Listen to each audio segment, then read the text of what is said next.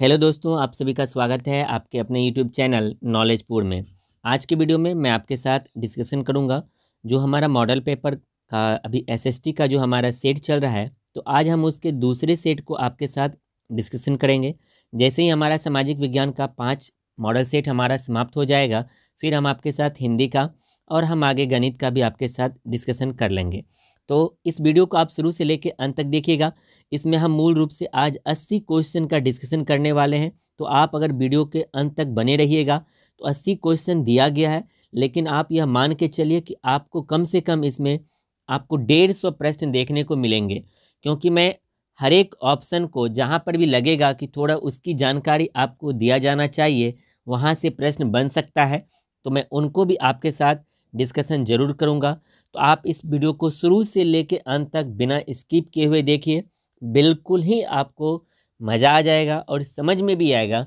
अगर इस 80 में से एक भी प्रश्न वहाँ पे पूछा जाता है तो आपसे गलती नहीं होगी, इसकी मेरी गारंटी है। ठीक है, तो चलिए बिना देरी करते हुए शुरू करते हैं आज के वीडियो को। लेकिन आप इस वीडियो को अपने दोस्तों के साथ शेयर भी कर दीजिए ताकि आप सभी एक साथ मिलकर वीडियो को देख पाएँ। ठीक है, चलिए हमारा आज का पहला प्रश्न है, रक्त एवं लौह की नीति का अवलंबन किसने किया था? रक्त एवं लौह की नीति का अवलंबन किसने किया था? ऑप्शन है आपके लिए मेजनी, हिटलर, बिस्मार्क या विलियम प्रथम। आपको अगर किसी भी प्रश्न का आंसर पता है तो आप वीडियो को रोककर उसका आंसर लिखने का प्रयास जरूर कीजिए, और आपका कुल 80 में से कितना सही होगा वो आप वीडियो के नीचे कमेंट करके हमें बताइएगा जरूर। ठीक है, तो इसका आंसर क्या हो जाएगा? रक्त एवं लौह की नीति का अवलंबन किसने किया था? तो इसका आंसर हो जाएगा ऑप्शन सी, बिस्मार्क ने किया था। ठीक है, चलिए दूसरे नंबर का प्रश्न है आपके लिए कि यूरोप वासियों के लिए किस देश का साहित्य एवं ज्ञान विज्ञान प्रेरणा स्रोत रहा था?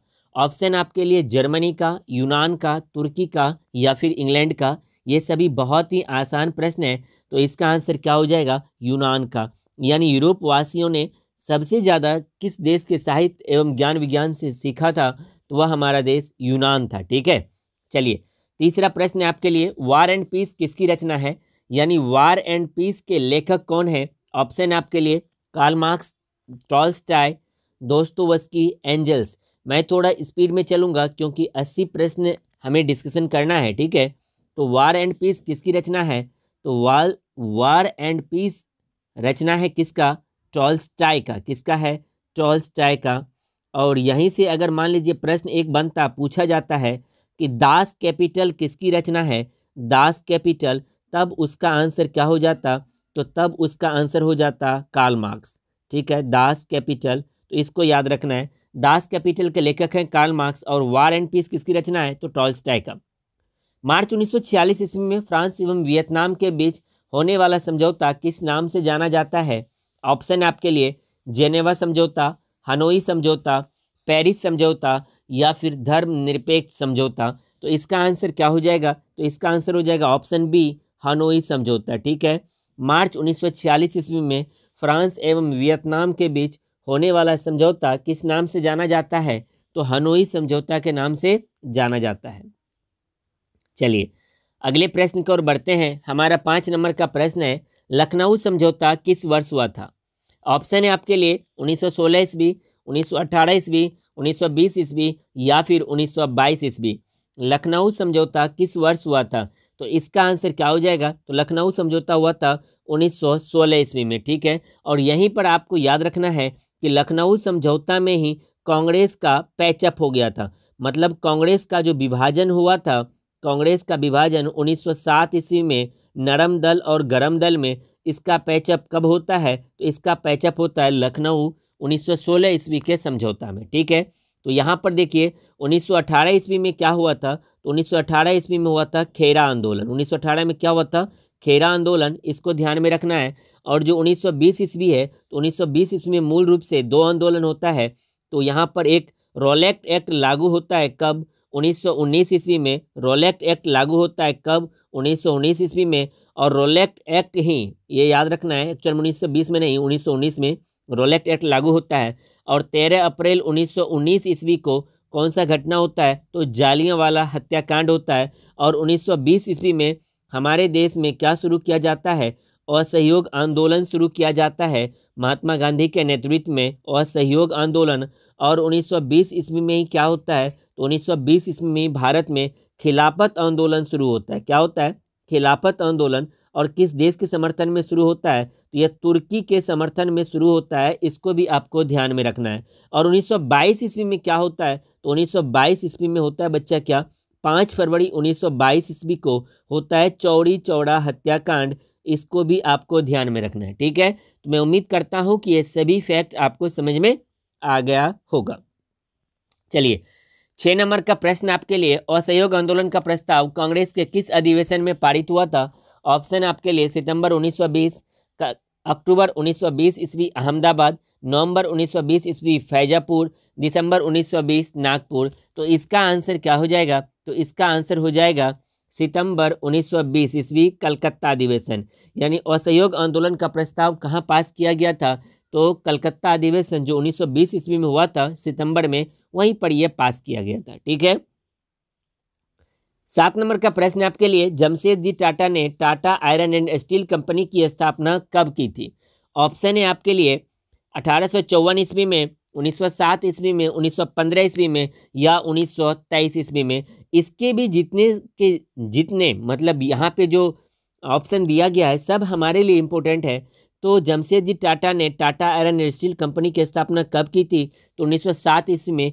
कहाँ किया था, अगर ये आपसे पूछा जाए तो याद रखना है साक्ची नामक स्थान पर। ठीक है, अच्छा यहाँ पे जो 1854 ईस्वी था, तो यहाँ पर 1854 ईस्वी में क्या हुआ था, तो भारत में पहली बार ट्रेन चली थी। कब, 1854 ईस्वी में। कहाँ से कहाँ चला था, तो मुंबई से थाने के बीच चली थी। मुंबई से कहाँ के बीच, थाने के बीच।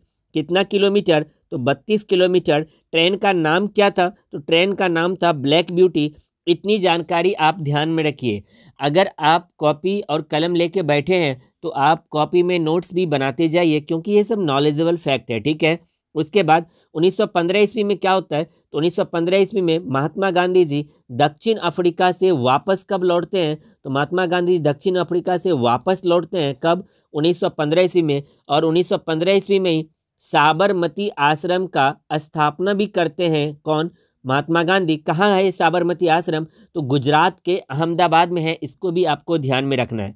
उनके बाद आपके लिए जो 1923 ईस्वी है, 1923 ईस्वी में स्वराज पार्टी की स्थापना होती है मोतीलाल नेहरू और चित्तरंजन दास के द्वारा। इतना आप ध्यान में रखिएगा। ठीक है, 8 नंबर का प्रश्न आपके लिए, जनसंख्या का घनत्व सबसे अधिक कहाँ होता है, ग्राम, कस्बा, नगर या फिर महानगर में? बहुत ही आसान प्रश्न है। तो इसका आंसर क्या हो जाएगा, तो इसका आंसर हो जाएगा ऑप्शन डी, महानगर में। ठीक है, फिर से मैं आपसे आग्रह करता हूं कि आप इस वीडियो को अंत तक जरूर देखिएगा, क्योंकि आपको बहुत ही ज़्यादा फायदा होने वाला है। ठीक है, गिरमिटिया मजदूर बिहार के किस क्षेत्र से भेजे जाते थे?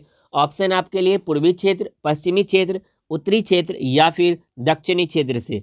गिरमिटिया मजदूर है ना, गिरमिटिया मजदूर बिहार के किस क्षेत्र से भेजे जाते थे? तो इसका आंसर क्या हो जाएगा, तो इसका आंसर हो जाएगा पश्चिमी क्षेत्र से। ठीक है, 10 नंबर का प्रश्न है, गुटेनबर्ग का जन्म किस देश में हुआ था? अमेरिका में, जर्मनी में, जापान में या फिर इंग्लैंड में? गुटेनबर्ग का जन्म किस देश में हुआ था? बहुत ही आसान प्रश्न है। तो गुटेनबर्ग का जन्म हुआ था जर्मनी में। कहाँ हुआ था, जर्मनी में। ठीक है, 11 नंबर का प्रश्न है, भारत का प्रथम तेल शोधक कारखाना कहाँ अवस्थित है? भारत का प्रथम तेल शोधक कारखाना कहाँ अवस्थित है? मथुरा में, बरौनी में, डिगबोई में या फिर पटना में? तो इसका आंसर क्या हो जाएगा, तो इसका आंसर हो जाएगा डिगबोई में। कहाँ पर है, डिगबोई में। और यहाँ से अगर प्रश्न पूछे कि अगर इसमें से प्रश्न पूछता कि बिहार में तेल शोधक कारखाना कहाँ स्थित है, तब उसका आंसर क्या हो जाता, तब उसका आंसर हो जाता बरौनी। ठीक है, 12 नंबर का प्रश्न आपके लिए, भाखड़ा नांगल परियोजना किस नदी पर अवस्थित है? ऑप्शन आपके लिए नर्मदा नदी पर, झेलम नदी पर, सतलज नदी पर या फिर व्यास नदी पर? तो इसका आंसर क्या हो जाएगा, तो इसका आंसर हो जाएगा सतलज नदी पर। भाखड़ा नांगल परियोजना किस नदी पर अवस्थित है? तो सतलज नदी पर अवस्थित है। 13 नंबर का प्रश्न है, ताप विद्युत केंद्र का उदाहरण है? अभी तुरंत मैंने आपको इसके बारे में बताया। गया, समस्तीपुर, कटिहार या फिर ऑप्शन बी बरौनी। तो इसका आंसर क्या हो जाएगा? ऑप्शन बी बरौनी हो जाएगा। ठीक है, चलिए 14 नंबर का प्रश्न आपके लिए। मैंग्रोव का सबसे अधिक विस्तार है कहां पर? अंडमान निकोबार द्वीप समूह के तटीय भाग में, सुंदरवन में, पश्चिमी तटीय प्रदेश में या फिर पूर्वोत्तर राज्यों में। तो इसका आंसर क्या हो जाएगा? तो मैंग्रोव का सबसे अधिक विस्तार है सुंदरवन में, और ये सुंदरवन कहाँ है? तो इसका हिस्सा बांग्लादेश में भी पाया जाता है और पश्चिम बंगाल में, यानी भारत में पश्चिम बंगाल राज्य में पाया जाता है। याद रखना है, इसका नाम सुंदरवन क्यों पड़ा? क्योंकि यहाँ पर सुंदरी नाम का वृक्ष पाया जाता है, इसीलिए इसका नाम क्या पड़ा? सुंदरवन। ठीक है, और यहीं पर एक प्रश्न और बनता है जो पूर्वोत्तर राज्य यहाँ से बनता है कि आदिवासी यानी पूर्वोत्तर राज्यों के आदिवासी जिलों में कितना प्रतिशत वन पाया जाता है? तो उसका आंसर हो जाता है 60%। इसको भी याद रखना है।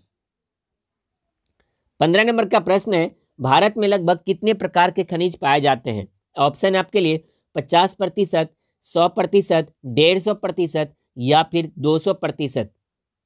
भारत में लगभग कितने प्रकार के खनिज पाए जाते हैं? तो इसका आंसर क्या हो जाएगा? 150%। भारत में लगभग 150% कितने प्रकार के खनिज, भारत में लगभग कितने प्रकार के खनिज पाए जाते हैं? यहाँ प्रतिशत नहीं होगा, 150 आंसर हो जाएगा। ठीक है, चलिए 12 नंबर का प्रश्न आपके लिए। भारत की कितनी जनसंख्या कृषि कार्यों में संलग्न है? 1/3, 2/3, 1/4 या फिर 3/4?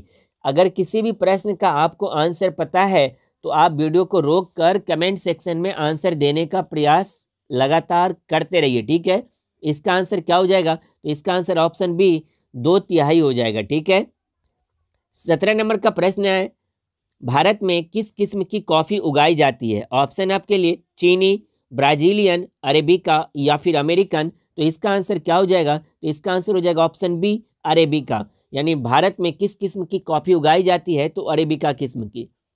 18 नंबर का प्रश्न है, स्वर्णिम चतुर्भुज महामार्ग से संबंधित नगर कौन सा है? स्वर्णिम चतुर्भुज यानी चार तरफ से जो हमारा जो 4 महानगर को जो कनेक्ट किया गया है उसमें से कौन सा संबंधित है? ऑप्शन आपके लिए लखनऊ, पटना, गांधीनगर या फिर चेन्नई। तो इसका आंसर क्या हो जाएगा? तो इसका आंसर हो जाएगा चेन्नई। तो ये देखिए, ये इस प्रकार से हमारा भारत का नक्शा है। तो यहाँ से आपको हो गया मुंबई, नीचे में हो गया आपको चेन्नई, इधर हो गया आपको कोलकाता और ऊपर से हो गया आपको दिल्ली। तो ये हमारा है स्वर्णिम चतुर्भुज। ठीक है, तो याद रखिएगा, चेन्नई ऑप्शन में नहीं रहेगा तो मुंबई रहेगा, या फिर आपको दिल्ली रहेगा, या फिर आपको कलकत्ता रहेगा। 19 नंबर का प्रश्न है, चूना पत्थर के उपयोग किस रूप से किस उद्योग में होता है? यानी चूना पत्थर का उपयोग किस उद्योग में होता है? तो ऑप्शन आपके लिए सीमेंट उद्योग में, लोहा उद्योग में, शीशा उद्योग में या फिर इनमें से कोई नहीं। तो इसका आंसर क्या हो जाएगा? तो इसका आंसर हो जाएगा सीमेंट उद्योग में किया जाता है चूना पत्थर का प्रयोग। 20 नंबर का प्रश्न है, बिहार में ग्रैंड ट्रैंक रोड का राष्ट्रीय राजमार्ग संख्या क्या है? ऑप्शन है आपके लिए 1, 2, 3 या फिर 4। तो इसका आंसर क्या हो जाएगा? तो इसका आंसर हो जाएगा 2। यानी बिहार में जो ग्रैंड ट्रैंक रोड का राष्ट्रीय राजमार्ग संख्या है वह है 2। भारत में कहाँ औरतों के लिए आरक्षण की व्यवस्था है? यानी महिलाओं को आरक्षण कहाँ दिया गया है? आरक्षण का मतलब कुछ सीट आवंटित यानी फिक्स कर दिया गया है। कहाँ पर? लोकसभा में, विधानसभा में, मंत्रिमंडल में या पंचायती राज व्यवस्था में। तो इसका आंसर क्या हो जाएगा? इसका आंसर हो जाएगा पंचायती राज व्यवस्था में। कितना प्रतिशत? तो 50%। इसको भी आपको ध्यान में रखना है। ठीक है, चलिए अब हम अगले प्रश्न की ओर बढ़ते हैं। हमारा 22 नंबर का प्रश्न है, जब हम लैंगिक विभाजन की बात करते हैं तो हमारा अभिप्राय हमारा मतलब होता है, क्या होता है? स्त्री और पुरुष के बीच जैविक अंतर, या ऑप्शन बी समाज द्वारा स्त्रियों और पुरुषों को दी गई असमान भूमिकाएं, बालक और बालिकाओं की संख्या का अनुपात, लोकतांत्रिक व्यवस्था में महिलाओं को मतदान अधिकार ना मिलना। तो इसका आंसर क्या हो जाएगा? तो इसका आंसर हो जाएगा स्त्री और पुरुष के बीच जैविक अंतर। लेकिन कहीं कहीं पर इसका आंसर ये भी उठा लिया जाता है, ऑप्शन बी भी, यानी समाज द्वारा स्त्रियों और पुरुषों को दी गई असमान भूमिकाएं। लेकिन इसका आंसर एग्जैक्ट होना चाहिए स्त्री और पुरुष के बीच जैविक अंतर। 23 नंबर का प्रश्न आपके लिए, बिहार पंचायती राज अधिनियम महिलाओं के लिए आरक्षण की व्यवस्था करती है कितना प्रतिशत? 40%, 55%, 50% या फिर 60%? अभी तुरंत मैंने आपको इसका आंसर दिया था, इसका आंसर क्या हो जाएगा? 50%। क्या हो जाएगा? 50%। ठीक है, चलिए नेक्स्ट प्रश्न है आपके लिए, दलित पैंथर्स कार्यक्रम में से निम्नलिखित में कौन संबंधित नहीं है? यानी किसका संबंध दलित पैंथर्स के कार्यक्रम से नहीं है?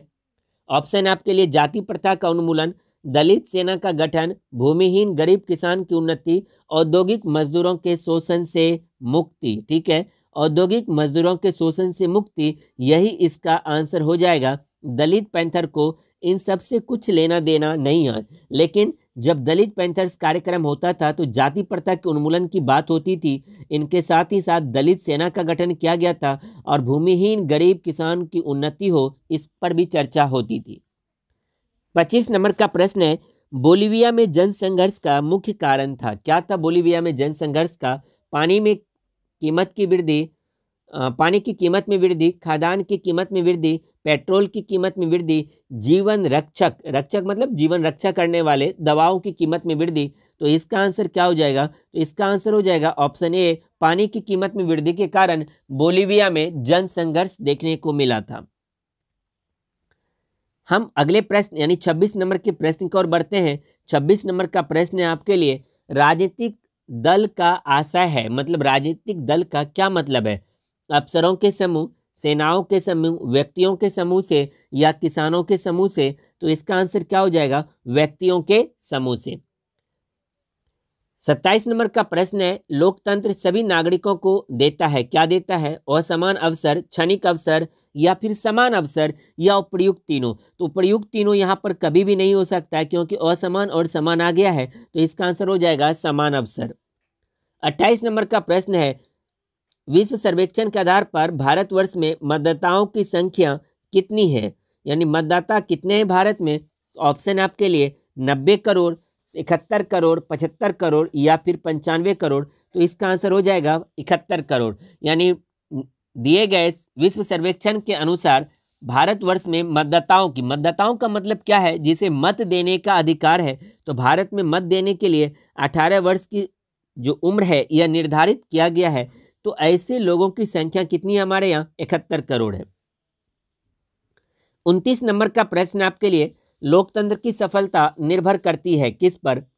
नागरिकों की उदासीनता पर, नागरिकों की गैर कानूनी कार्रवाई पर, नागरिकों की विवेकपूर्ण सहभागिता पर या नागरिकों द्वारा अपनी जाति के हितों की रक्षा पर? तो इसको ये सब प्रश्न थोड़ा सा समझने वाला है। अगर आपके बोर्ड एग्जाम में पूछा जाता है इस प्रकार का प्रश्न, तो आप ध्यान से 2 बार 3 बार ऑप्शन को पढ़िएगा, फिर जाके आप टिक कीजिएगा। तो इसका आंसर क्या हो जाएगा? नागरिकों के विवेकपूर्ण सहभागिता पर। सहभागिता का मतलब होता है सहयोग करने पर, क्योंकि उदासीनता अगर लोगों के बीच होगी तो वो सफल नहीं हो पाएगा लोकतंत्र। अगर गैर कानूनी कार्रवाई होता है, किसी भी व्यक्ति को पकड़कर गिरफ्तार कर लिया जाता है, फिर हमारा लोकतंत्र सफल नहीं हो सकता है। इसका उदाहरण अभी आप म्यांमार में देख सकते हैं। और अगर व्यक्ति अपने जाति के हितों की रक्षा करने लगे, मंत्री या फिर जो भी पद पे बैठे हुए व्यक्ति हैं, फिर वहां पर लोकतंत्र कभी भी सफल नहीं हो सकता है। तो लोकतंत्र की सफलता किस पर निर्भर करती है? नागरिकों के विवेकपूर्ण सहभागिता पर। ठीक है, 30 नंबर का प्रश्न है आपके लिए, योजना आयोग के अध्यक्ष कौन होते हैं? प्रश्न है, मुख्यमंत्री, गृह मंत्री, प्रधानमंत्री और रक्षा मंत्री, यानी डी ऑप्शन है रक्षा मंत्री। तो इसका आंसर क्या हो जाएगा? प्रधानमंत्री। तो यहाँ से प्रश्न बिल्कुल आपसे पूछा जाएगा कि योजना आयोग का गठन कब किया गया था?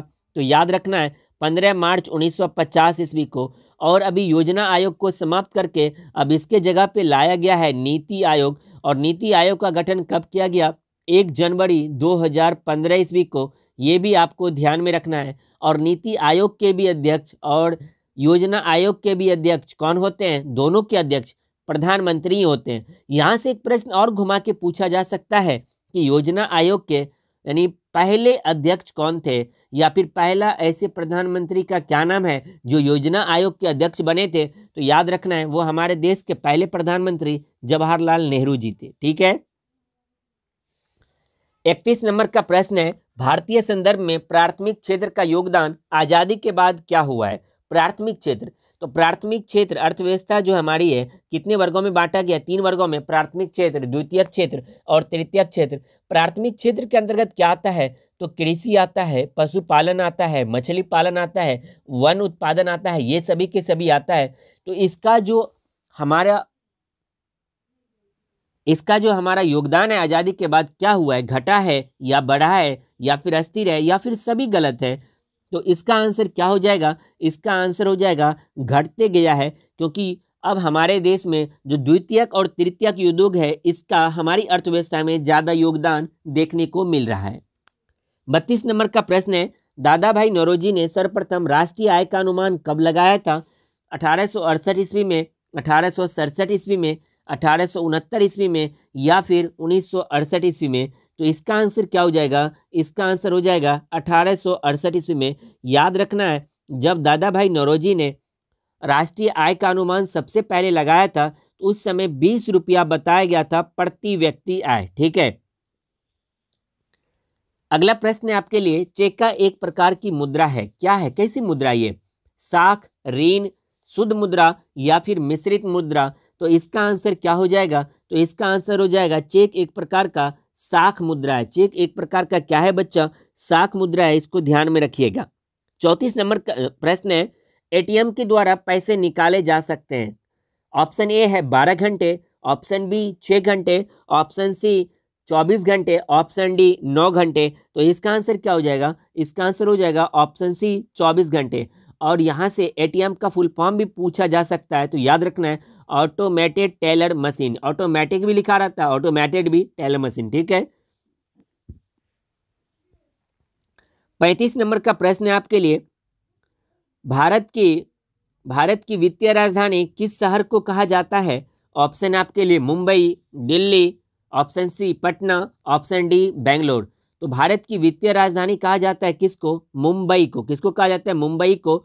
अच्छा, यहीं से राजधानी का बात आया तो एक प्रश्न बनता है कि भारत की राजधानी दिल्ली से पहले कहाँ थी। तब इसका आंसर क्या हो जाएगा, कोलकाता। और याद रखना है, फिर यहीं से एक प्रश्न बनता है कि भारत की राजधानी कोलकाता से दिल्ली हस्तांतरित कब की गई या घोषणा कब हुआ। तो घोषणा हुआ था 1911 ईस्वी में, जब लॉर्ड जॉर्ज पंचम आए थे, जिस समय बंगाल विभाजन को रद्द किया गया 1911 ईस्वी में। उसी समय यह घोषणा किया गया कि अब भारत की राजधानी कोलकाता नहीं बल्कि क्या होगा, नई दिल्ली नहीं, दिल्ली होगा। और फिर हमारा 12 मार्च 1912 ईस्वी को हमारे देश की राजधानी कौन बन जाता है, वो दिल्ली बन जाता है। इतना आपको ध्यान में रखना है। 36 नंबर का प्रश्न आपके लिए, सहकारिता प्रांतीय सरकारों का हस्तांतरित विषय कब बनी थी। सहकारिता 1929 ईस्वी में, 1919 ईस्वी में, ऑप्शन सी 1918 ईस्वी में, ऑप्शन डी 1914 ईस्वी में। तो इसका आंसर क्या हो जाएगा, इसका आंसर हो जाएगा ऑप्शन सी 1918 ईस्वी में। कब, 1918 ईस्वी में। यहीं पर आपको ध्यान में रखना है कि ये सारे के सारे ऑप्शन आपके लिए इंपॉर्टेंट है। यहीं से प्रश्न बनता है कि पूर्ण स्वराज का मांग कांग्रेस के किस अधिवेशन में रखा गया था। तो याद रखना है लाहौर 1929, लाहौर 1929 ईस्वी के अधिवेशन में, चलिए पूरा हटाता हूं, लाहौर 1929 ईस्वी के अधिवेशन में, लाहौर 1929 ईस्वी के अधिवेशन में किसका मांग रखा गया था, पूर्ण स्वराज का मांग रखा गया था। ठीक है, इसका वैसे आंसर क्या है, सहकारिता प्रांतीय सरकारों की हस्तांतरित विषय कब बनी थी, 1918 में। उसके बाद इसमें से जो और सारे ऑप्शन है उसको भी हम देख लेते हैं। 1919 ईस्वी में क्या हुआ था, मैंने पहले भी बताया, यहाँ पर रॉलेट एक्ट पास होता है। इनके साथ ही 13 अप्रैल 1919 ईस्वी को जालियांवाला बाग हत्याकांड होता है। 1914 ईस्वी में क्या होता है, तो प्रथम विश्व युद्ध यानी फर्स्ट वर्ल्ड वार, प्रथम विश्व युद्ध शुरू कब होता है, 1914 ईस्वी में। और ये कब तक चलता है, तो 1918 ईस्वी तक, ये याद रखना है। ठीक है, चलिए हम अगले प्रश्न की ओर बढ़ते हैं। तो यहां पर ये बीच में 80 आ गया, तो एक्चुअली नीचे से 37 नंबर का प्रश्न है। चलिए प्रश्न को देखते हैं हम। प्रश्न है हमारा, रोजगार एक सेवा एक दूसरे के हैं, क्या है। ये परस्पर है, उल्टा है, विरोधी है, उपर्युक्त तीनों है। तो इसका आंसर क्या हो जाएगा? तो इसका आंसर हो जाएगा यह एक दूसरे से परस्पर है, ठीक है, उल्टा नहीं है। रोजगार और सेवा एक दूसरे से संबंधित है। 38 नंबर का प्रश्न है, वैश्वीकरण का अर्थ क्या है? विदेशी पूंजी एवं विनियोग पर रोक। बी नंबर ऑप्शन है व्यापार, पूंजी, तकनीक, हस्तांतरण, सूचना प्रवाह, देश की अर्थव्यवस्था का विश्व की अर्थव्यवस्था के साथ समन्वय। समन्वय के मतलब होता है जोड़ना। ऑप्शन सी है सहकारीकरण की प्रक्रिया को बढ़ाना, या ऑप्शन डी इनमें से कोई नहीं, यानी सरकारीकरण। तो इसका आंसर क्या हो जाएगा? इसका आंसर हो जाएगा वैश्वीकरण का अर्थ है किसी भी देश की अर्थव्यवस्था को विश्व की अर्थव्यवस्था के साथ जोड़ना ही क्या कहलाता है? वैश्वीकरण कहलाता है। तो यहाँ पे दिया हुआ भी है व्यापार, पूंजी, तकनीक, हस्तांतरण, इसी सब को देश की अर्थव्यवस्था को विश्व की अर्थव्यवस्था के साथ समन्वय करना या जोड़ना ही क्या कहलाता है? वैश्वीकरण कहलाता है। 39 नंबर का प्रश्न है, निम्न में से कौन मानव जनित आपदा है? ऑप्शन है सांप्रदायिक दंगे, आतंकवाद, महामारी, या इनमें से सभी। तो इसका आंसर क्या हो जाएगा? तो इसका आंसर हो जाएगा इनमें से सभी, क्योंकि आतंकवाद भी मानव के द्वारा ही उत्पन्न किया जाता है, सांप्रदायिक दंगे में मानव संतलिप्त होता है, और महामारी में भी, ठीक है। 40 नंबर का प्रश्न आपके लिए, स्थल पर होने वाले कंपन को किस नाम से जाना जाता है? ऑप्शन है आपके लिए सुनामी, चक्रवात, भूकंप। तो इसका आंसर क्या हो जाएगा? तो इसका आंसर हो जाएगा भूकंप। और यहीं से प्रश्न बनेगा कि समुद्र में उथल पुथल होने को, मतलब समुद्र में जब भूकंप आता है तो उसे हम किस नाम से जानते हैं? तो उसे हम कहते हैं क्या? सुनामी कहते हैं, ठीक है। 41 नंबर का प्रश्न है, रंपा विद्रोह कब हुआ था? रंपा विद्रोह, ऑप्शन है 1916, 1917, 1918, या फिर 1919। तो इसका आंसर क्या हो जाएगा? तो इसका आंसर हो जाएगा 1916। और यहीं पर देखिए लखनऊ समझौता कब हुआ? 1916 ईस्वी में। रंपा विद्रोह और लखनऊ समझौता 1916 ईस्वी में। कांग्रेस का पैचअप, यानी कांग्रेस में गरम दल और नरम दल किस वर्ष मिल गया, किस अधिवेशन में मिल गया? तो लखनऊ अधिवेशन 1916 ईस्वी में। 1917 में ईस्वी में क्या होता है? चंपारण आंदोलन बिहार में किया जाता है। 1918 ईस्वी में खेरा आंदोलन। 1919 ईस्वी में जालियांवाला बाग हत्याकांड और रोलेक्ट एक्ट। 1920 ईस्वी में असहयोग आंदोलन की शुरुआत, और भारत में खिलाफत आंदोलन तुर्की के समर्थन में शुरू किया गया। और 1922 ईस्वी में, यानी 5 फरवरी 1922 ईस्वी को चौरी चौरा हत्याकांड, ठीक है। 43 नंबर का प्रश्न है, पूर्ण स्वराज की मांग का प्रस्ताव कांग्रेस के किस वार्षिक अधिवेशन में पारित किया गया? तो इसका अभी कुछ ही देर पहले मैंने चर्चा किया था। तो इसका आंसर हो जाएगा 1929 ईस्वी लाहौर अधिवेशन में। अगला प्रश्न है आपके लिए, गदर पार्टी की स्थापना किसने और कब की? ऑप्शन आपके लिए गुरुदयाल सिंह 1916 ईस्वी में, चंद्रशेखर आजाद 1920 ईस्वी में, लाला हरदयाल 1913 ईस्वी में, या सोहन सिंह भाखना 1918 ईस्वी में। तो इसका आंसर क्या हो जाएगा? तो गदर पार्टी की स्थापना किया था लाला हरदयाल ने। कब किया? 1913 ईस्वी में। कहाँ किया था? तो सैन फ्रांसिस्को में। इसको भी आपको याद रखना है, ठीक है। प्रश्न आपसे अलग अलग भी पूछा जा सकता है। 45 नंबर का प्रश्न है, असहयोग आंदोलन का प्रस्ताव कांग्रेस के किस अधिवेशन में पारित हुआ था? तो यह पारित हुआ था सितंबर 1920 ईस्वी कलकत्ता अधिवेशन में, ठीक है। 46 नंबर का प्रश्न है, जालियांवाला बाग हत्याकांड किस तिथि को हुआ था? अभी कुछ देर पहले ही चर्चा किया गया, 13 अप्रैल 1919 ईस्वी को। 47 नंबर का प्रश्न है आपके लिए, सविनय अवज्ञा आंदोलन कब और किस यात्रा से शुरू हुआ? ऑप्शन आपके लिए 1920 भुज, ऑप्शन बी है 1930 Ahmedabad, option C 1930 Dandi, option D 1930 Pallav. तो इसका आंसर क्या हो जाएगा? 1930 ईस्वी दांडी से जो सविनय अवज्ञा आंदोलन की शुरुआत किया गया, यानी ये शुरुआत कहाँ से किया गया था? तो याद रखना ये दांडी यात्रा है, ठीक है, लेकिन शुरू कहाँ से किया गया था? तो साबरमती आश्रम से। साबरमती आश्रम से अपने 79 समर्थकों के साथ गांधी जी ने साबरमती आश्रम से कहाँ पहुंचे? ये दांडी पहुंचे, और यहाँ पर इन्होंने नमक बनाकर नमक कानून का उल्लंघन किया। महात्मा गांधी जी का कहना था कि जो भी चीज़ हमें मुफ्त में मिला है प्रकृति के द्वारा, हम उस पर किसी भी प्रकार का कोई भी टैक्स नहीं देंगे, ठीक है। 48 नंबर का प्रश्न है, राष्ट्रीय स्वयंसेवक संघ की स्थापना कब और किसने की थी? ऑप्शन है आपके लिए 1923 ईस्वी गुरु गोलवलकर, ऑप्शन बी 1925 ईस्वी के बी हेडगवार, ऑप्शन सी 1926 ईस्वी चित्तरंजन दास, ऑप्शन डी 1928 ईस्वी लालचंद। तो इसका आंसर क्या हो जाएगा? तो इसका आंसर हो जाएगा ऑप्शन बी, KB हेडगेवार ने। किसने किया था? राष्ट्रीय स्वयंसेवक संघ। इसका शॉर्ट में हम इसे क्या कहते हैं? RSS कहते हैं। यानी RSS राष्ट्रीय स्वयंसेवक संघ की स्थापना किसने की? KB हेडगेवार ने की। कब की? 1925 ईस्वी में। वल्लभ भाई पटेल को सरदार की उपाधि किस आंदोलन के दौरान दी गई थी? ऑप्शन आपके लिए बारदोली, अहमदाबाद, खेरा या फिर चंपारण। तो इसका आंसर क्या हो जाएगा? इसका आंसर हो जाएगा बारदोली आंदोलन के द्वारा। यहाँ पर बारदोली आंदोलन के दौरान महात्मा गांधी जी के द्वारा वहाँ की महिलाओं के तरफ से महात्मा गांधी जी ने सरदार वल्लभ भाई पटेल को सरदार की उपाधि दी थी। ठीक है,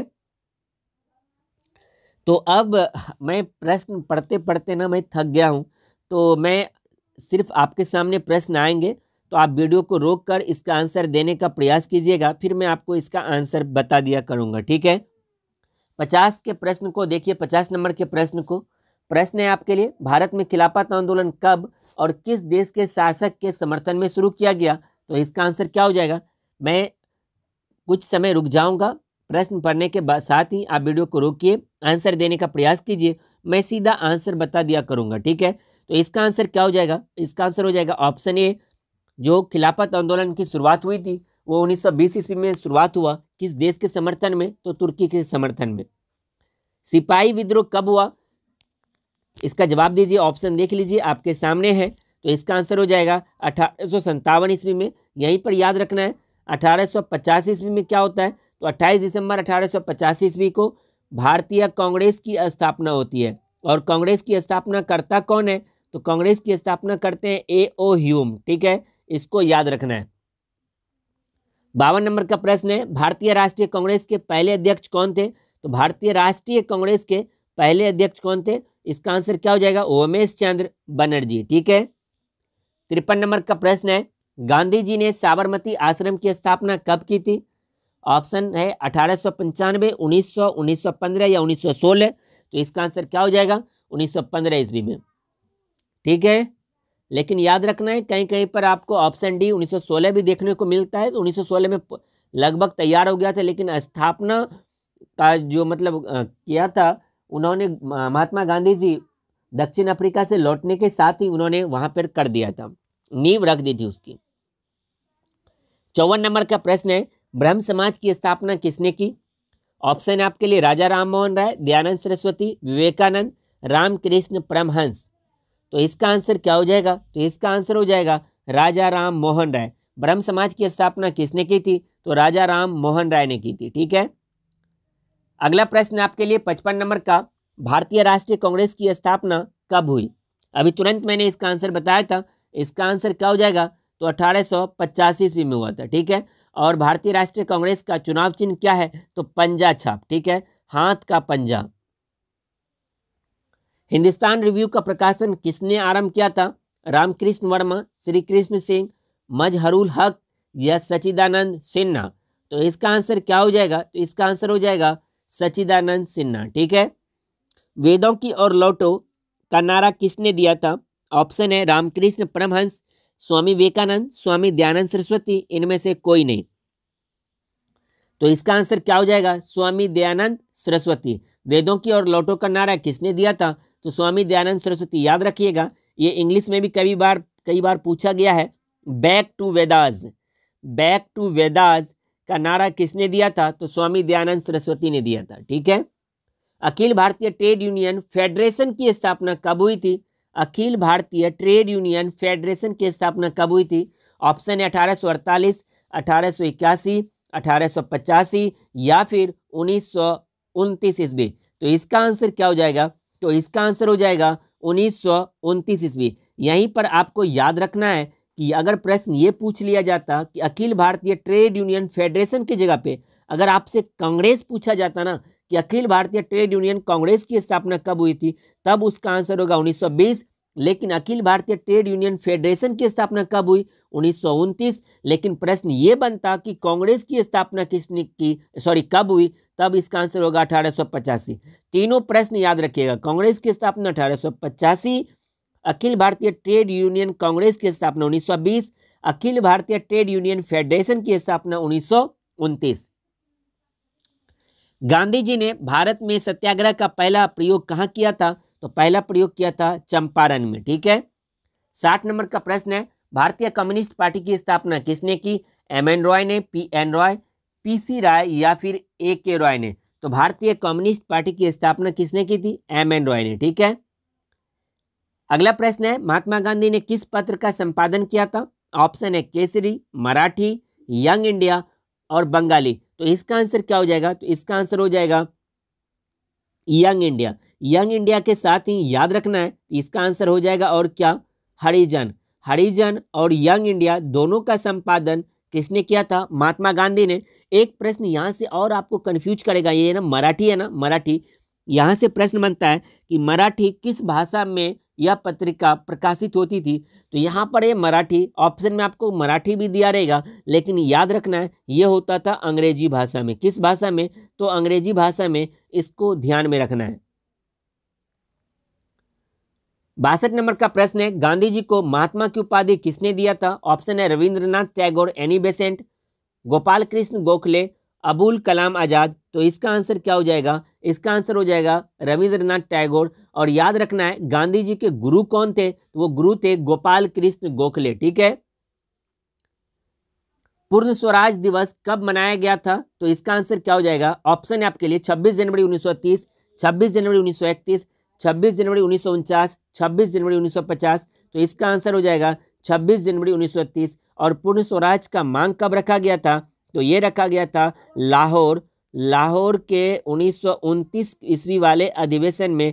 इसको भी याद रखना है। यहीं पर यह डिसाइड किया गया था कि हम लोग अगले 26 जनवरी तक में आज़ाद हो जाएंगे। इसीलिए हमने पूर्ण स्वराज दिवस जो पहली बार मनाया था वो हमने 26 जनवरी 1930 ईस्वी को मनाया था। ये आपको ध्यान में रखना है। सॉरी। अगला प्रश्न है आपके लिए, चंपारण आंदोलन कब हुआ? ऑप्शन आपके लिए 1916 ईस्वी, 1917, 1918, 1919। तो चंपारण आंदोलन कब हुआ? 1916 ईस्वी में, 1917 ईस्वी में। 1916 ईस्वी में क्या हुआ? लखनऊ समझौता, रंपा विद्रोह। 1918 में खेरा आंदोलन। 1919 ईस्वी में रॉलेट एक्ट और जालियांवाला बाग हत्याकांड। जालियांवाला बाग हत्याकांड में डेट भी याद रखिए, क्या डेट था? 13 अप्रैल। अगला प्रश्न है, किस अधिनियम के द्वारा मुसलमानों को पृथक प्रतिनिधित्व प्रदान किया गया? मतलब अलग से इनको चुनाव लड़ने के लिए सीट आवंटित किया गया। ये कब किया गया? तो इसके लिए आपके पास ऑप्शन है 1909 ईस्वी में, 1919 ईस्वी में, 1926 ईस्वी में या फिर 1935 ईस्वी में। तो इसका आंसर क्या हो जाएगा? 1909 ईस्वी में। 1909 ईस्वी में याद रखना है मार्लो मिंटो लाया गया था। इन्हीं के तहत 1909 ईस्वी में मुसलमानों को अलग पृथक दिया गया था। ठीक है। और 1935 ईस्वी, 1919 के बारे में मैंने बता दिया। 1935 ईस्वी में याद रखना है कि अंग्रेजों के द्वारा भारत शासन अधिनियम लाया गया था। प्रश्न यहाँ से भी बनता है कि भारत शासन अधिनियम कब लाया गया था? तो 1935 ईस्वी में लाया गया था। जब हमारा संविधान सभा का निर्माण किया जाना शुरू हुआ तो उसमें बहुत सारा चीज़ जो है, मैक्सिमम चीज़ हमने भारत शासन अधिनियम 1935 से ही लिया है, कुछ हमने थोड़े उसमें फेरबदल किया है। ठीक है। निम्न में से किसे सीमांत गांधी या बादशाह खान कहा जाता है? ऑप्शन आपके लिए खान अब्दुल गफ्फार खान, सर सैयद अहमद खान, आगा खान या फिर सलीम उल्लाह खान। तो इसका आंसर क्या हो जाएगा? इसका आंसर हो जाएगा खान अब्दुल गफ्फार खान को सीमांत गांधी कहा जाता है और इसे बादशाह खान भी कहा जाता है। अगला प्रश्न है, अली मुसालियार ने किस विद्रोह का नेतृत्व किया था? अली मुसालियार, रंपा विद्रोह, खोंड विद्रोह, संथाल विद्रोह या मोपला विद्रोह? आप हर एक प्रश्न का आंसर वीडियो को रोककर कमेंट सेक्शन में देने का प्रयास जरूर कीजिए। तो इसका आंसर हो जाएगा मोपला विद्रोह। ठीक है। अगला प्रश्न है, महात्मा गांधी दक्षिण अफ्रीका से भारत कब वापस आए? तो अभी कुछ देर पहले ही मैंने बताया था। तो महात्मा गांधी दक्षिण अफ्रीका से भारत कब वापस लौटे थे? तो 1915 ईस्वी में। कब लौटे? 1915 ईस्वी में। मुस्लिम लीग की स्थापना किस वर्ष हुई? ऑप्शन आपके लिए 1905 ईस्वी, 1906 ईस्वी, 1907 ईस्वी, 1910 ईस्वी। तो याद रखना है मुस्लिम लीग की स्थापना होती है कब? 1906 ईस्वी में। 1905 ईस्वी में क्या होता है? तो बंगाल विभाजन होता है। बंगाल विभाजन कब होता है? 1905 ईस्वी में। 1906 ईस्वी में क्या होता है? मुस्लिम लीग की स्थापना। 1907 ईस्वी में कांग्रेस का विभाजन। अगर आपको डेट वाले में कन्फ्यूजन है तो आप नीचे कमेंट कीजिए, तो मैं प्रॉपर एक इम्पोर्टेंट जो एग्ज़ाम पॉइंट ऑफ व्यू से बहुत ही ज़्यादा ज़रूरी है तो फिर मैं उस पर आपके लिए वीडियो बना दूंगा। तो आप वीडियो के नीचे कमेंट कीजिएगा, क्या आपको एक प्रॉपर डेट वाला वीडियो चाहिए, तो आप कमेंट कीजिए, मैं जरूर उस पर एक वीडियो बनाने का प्रयास करूंगा। ठीक है। 70 नंबर का प्रश्न है आपके लिए, हिंदू महासभा की स्थापना किसने की थी? ऑप्शन है महात्मा गांधी, भगत सिंह, मदन मोहन मालवीय या फिर चंद्रशेखर। तो इसका आंसर क्या हो जाएगा 70 का? तो इसका आंसर हो जाएगा मदन मोहन मालवीय। क्या हो जाएगा? मदन मोहन मालवीय। अगला प्रश्न है, स्वराज पार्टी के अध्यक्ष कौन थे? ऑप्शन है मोतीलाल नेहरू, चित्तरंजन दास, बाल गंगाधर तिलक और एनी बेसेंट। तो इसका आंसर यहाँ पर अध्यक्ष पूछा जा रहा है, तो इसका आंसर क्या हो जाएगा? तो इसका आंसर हो जाएगा 71 का ए। 71 का ए क्या आंसर हो जाएगा? देखिए यहाँ पर, लेकिन यहाँ से प्रश्न थोड़ा सा ये कंफ्यूजन वाला है। प्रश्न पूछा जा रहा है स्वराज पार्टी के अध्यक्ष कौन थे। ठीक है, अगर प्रश्न ये बनता कि स्वराज पार्टी का गठन किसने किया था, तो मोतीलाल नेहरू और चित्तरंजन दास ने किया था। लेकिन प्रश्न ये बन रहा है कि इसका अध्यक्ष कौन थे, तो ये थे चित्तरंजन दास। और स्वराज पार्टी का गठन कब किया गया? तो 1923 ईस्वी में किया गया था। इसको भी आप ध्यान में रखिएगा। साइमन कमीशन भारत कब आया? ऑप्शन आपके लिए 1 जनवरी 1928 ईस्वी, 3 फरवरी 1928 ईस्वी, 3 मार्च 1928 ईस्वी या फिर 3 अप्रैल 1928 ईस्वी। तो इसका आंसर क्या हो जाएगा? इसका आंसर हो जाएगा 3 फरवरी 1928 ईस्वी। यहीं पर आप याद रखिएगा, साइमन कमीशन की नियुक्ति कब होती है? 1927 ईस्वी में। और ये भारत कब पहुंचते हैं? तो 3 फरवरी 1928 ईस्वी को। यहीं पर हमारे देश के जो एक महान नेता लाला लाजपत राय जी के द्वारा इसका विरोध किया जाता है और इसी विरोध में लाठी चार्ज का आदेश दिया जाता है। कुछ लाठी का प्रहार लाला लाजपत राय जी के सर पर भी किया गया और इसी के कारण बाद में लाला लाजपत राय जी वीर गति को प्राप्त कर लेते हैं। और याद रखना है कि साइमन कमीशन के जो अध्यक्ष थे वो कौन थे? सर जॉन साइमन थे। उसी के नाम पर इस कमेटी का नाम साइमन कमीशन रखा गया था। अगला प्रश्न है आपके लिए, चौरी चौरा कांड कब घटित हुआ? तो ये मैंने अभी आपको कई बार रिपीट करवाया है। ये कब हुआ था? 5 फरवरी 1922 ईस्वी को। 74 नंबर का प्रश्न है, साइमन कमीशन के अध्यक्ष कौन थे? तो अभी तुरंत मैंने बताया कौन थे? सर जॉन साइमन थे। कौन थे? Sir John Simon. ठीक है, चलिए अगले प्रश्न की ओर बढ़ते हैं हम। 75 नंबर का प्रश्न है, भारतीय राष्ट्रीय कांग्रेस के संस्थापक कौन थे? तो इसके बारे में भी मैंने बताया था आपको कौन थे? A.O. ह्यूम, यानी इसका पूरा नाम क्या है? Allan Octavian Hume. ठीक है, एलेन ऑक्ट्रोवियन ह्यूम, यही संस्थापक थे। भारतीय राष्ट्रीय कांग्रेस का गठन कब किया गया? 1885 ईस्वी में, 28 दिसंबर 1885 ईस्वी को। ठीक है, और इसका चुनाव चिन्ह क्या है? पंजा, हाथ का पंजा। ये भी आपको ध्यान में रखना है, कुछ भी पूछा जा सकता है। 76 नंबर का प्रश्न है, लॉर्ड हार्डिंग ने बंगाल विभाजन कब वापस लिया था? तो लॉर्ड हार्डिंग ने बंगाल विभाजन कब वापस लिया? 1911 ईस्वी में। बंगाल विभाजन हुआ कब था? 1905 ईस्वी में। 1906 ईस्वी में क्या हुआ? मुस्लिम लीग का स्थापना। 1907 ईस्वी में क्या हुआ? कांग्रेस का विभाजन। कितने दल में? 2 दल में, गरम दल और नरम दल। आप हर एक प्रश्न का आप टॉपिक जरूर अपने फेयर में या कहीं पर भी लिखते जाइए, ताकि आपको जब आप कभी पढ़ो तो उतनी ज़्यादा परेशानियों का सामना आपको नहीं करना पड़े। अगला प्रश्न है, भारतीय राष्ट्रीय कांग्रेस की स्थापना कहाँ हुई थी? ऑप्शन है आपके लिए दिल्ली, मुंबई, कलकत्ता या फिर चेन्नई। यानी भारतीय राष्ट्रीय कांग्रेस की स्थापना कहाँ की गई थी?